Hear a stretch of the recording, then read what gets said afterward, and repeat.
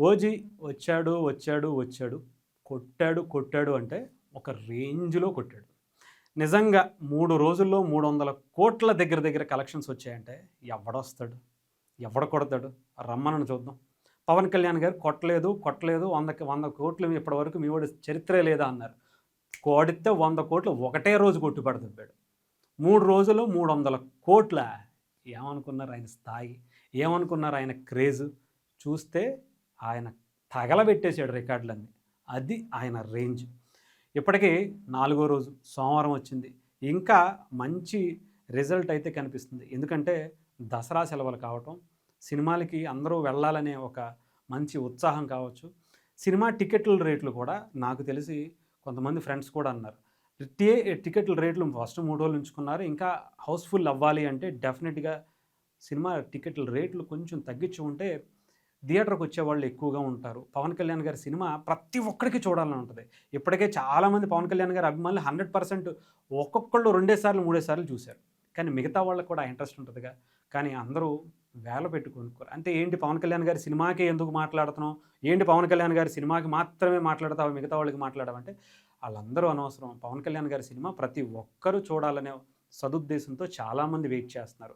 Families, middle class families వీళ్ళందరికీ చేరువ కావాలంటే డెఫినెట్‌గా ఇది కూడా చేస్తే నిర్మాతలు కూడా ఆలోచించి ఈ వీక్ నుంచి కొంచెం రేట్లు తగ్గిస్తే చాలామంది మిడిల్ క్లాస్ ఫ్యామిలీస్ అన్నీ కూడా థియేటర్ బాట పడతాయి.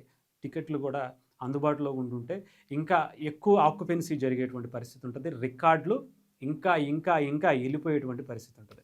సో, ఏదేమైనా రికార్డులు మొత్తం తగలెడుతున్నాడు. అందులో ఎటువంటి సమస్య లేదు. ఇప్పటికే 3 రోజులకి, 4 రోజులకే 300,00,00,000 అంటే అలా ఏసేస్తాడు రికార్డులని. ఓ రేంజ్‌లో ఏసి పడేస్తాడు. అది మనం ప్రత్యేకించి చెప్పాల్సిన అవసరంలా. అసలు ఆ స్వాగ్ ఏంటి? అదేంటి? ఇంకా పార్ట్ 2కి అసలు ఆల్రెడీ ఇప్పటికే స్టోరీ కూడా చెప్పాడట. దానికి డేట్స్ కూడా ఇస్తానని పవన్ కళ్యాణ్ గారు చెప్పారట. సాహోకి లింక్స్ అట. ఈట్లి గురించి మనం ప్రత్యేకించి చెప్పాల్సిన అవసరంలా. ఇంకొకటేంటంటే ఈ సోమవారం నుంచి యాక్చువల్‌గా సండే నుంచే మొదలుపెట్టినట్టున్నారు. ఒక ఐటెమ్ సాంగ్ కూడా 'నేహా శెట్టి'తో ఒక ఐటెమ్ సాంగ్‌ను కూడా యాడ్ చేశారట. కొన్ని కొన్ని సీన్స్ కూడా దీంట్లో యాడ్ చేసుకున్నారట. ఇక చూడండి. అసలు పవన్ కళ్యాణ్ గారిని చూడ్డానికి, ఆ సీన్‌లు చూడ్డానికి ఇప్పటికే రికార్డులన్నీ తగలబెట్టేసి థియేటర్ బాట పడితే, ఇప్పుడు దీంట్లో ఐటెమ్ సాంగ్ యాడ్ చేశారు. కొన్ని సీన్సు, ఆ సీన్స్ పవన్ కళ్యాణ్ గారి సీన్స్ ఇప్పటికే పిచ్చి లేపేస్తున్నాయి. అసలు నిజంగా ఒక ఏదో ఊగిపోయేటువంటి పరిస్థితి ఆ థియేటర్‌లో కనిపించింది.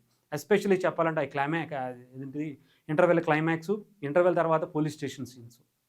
మెంటల్ దొబ్బేసాయి. ఇక క్లైమాక్స్‌లో అయితే తగలెట్టేసాడంతే. ఆ రేంజ్‌లో ఉంటే మళ్ళీ దీంట్లో ఒక ఐటెమ్ సాంగ్. సాంగ్స్ అంటే మంచి మాస్ మసాలా తగలలేదు. మంచి యాక్షన్ ఎంటర్‌టైన్‌గా ఉంది కానీ, మాస్ మసాలా ఉండే ఒక సాంగ్ పెడితే బావుంటదేమో అని చాలామంది అనుకున్నారు. పడింది. ఇక ఈ రికార్డులు ఇంకొంచెం ఈ సినిమా టికెట్ల రేట్లు తగ్గి గనక వెళితే, ఇక మీరు ఊహించుకోండి థియేటర్‌కి దసరా అంటే దసరా జాతర అంటే ఏంటో ఈసారి ఓజీ థియేటర్‌లోనే మనం చూసాం. అది కంటిన్యూ అయ్యి రేపు కరెక్ట్‌గా చెప్పాలంటే ఇంకొక సినిమా దగ్గరలోకి వచ్చేటప్పటికి నెక్స్ట్ వీక్ వచ్చే పరిస్థితి ఉన్నాయి. ఆ వచ్చేటప్పటికి రికార్డులన్నీ తగలబెట్టేసి రాసుకోండిరా అబ్బాయి ఎవడొస్తాడో రండి. నా కింద ఎవడైనా ఉండాలి తప్ప నా పక్కన అటుపక్క, ఇటుపక్క కూడా ఉండకూడదురా బాబు అనుకునే రేంజ్‌కి పవన్ కళ్యాణ్ గారు ఎళ్తారు.